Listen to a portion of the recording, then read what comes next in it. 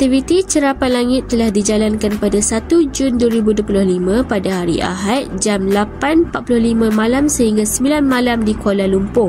Kami menggunakan aplikasi Sky Tonight Stargaze Guide. Kita boleh lihat kedudukan bulan, fasa bulan itu bulan sabit, magnitude sekitar negatif 9.29 sehingga negatif 9.30 yang sangat terang dan boleh dilihat dengan mata kasar. Bagi planet Marikh, semasa cerapan ia sukar dilihat dengan mata kasar, namun ia dapat dilihat sebagai satu titik merah yang terang berada di berhampiran bulan. Di sini kita boleh lihat bulan berada dalam buruj Leo dan juga berhampiran dengan buruj Cancer.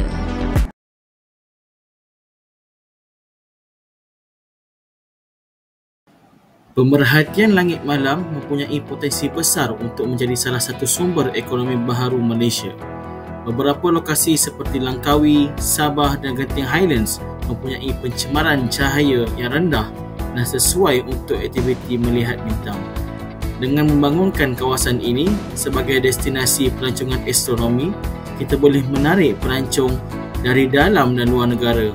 Ini bukan sahaja membantu meningkatkan pendapatan sektor pelancongan, malah dapat menjana peluang pekerjaan kepada penduduk tempatan.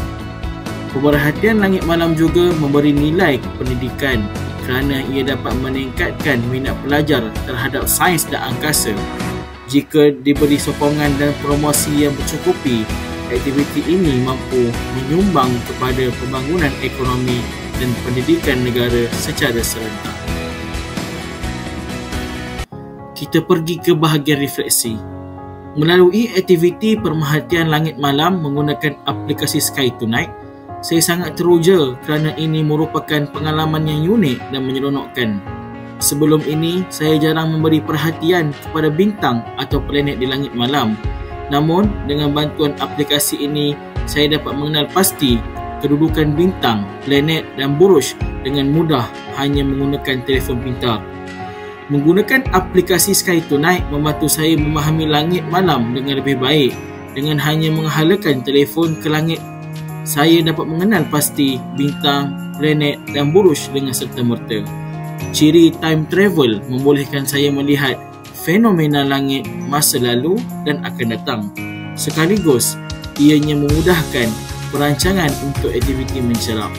Saya juga belajar mempertimbangkan faktor seperti cuaca dan pencemaran cahaya melalui indeks pemerhatian.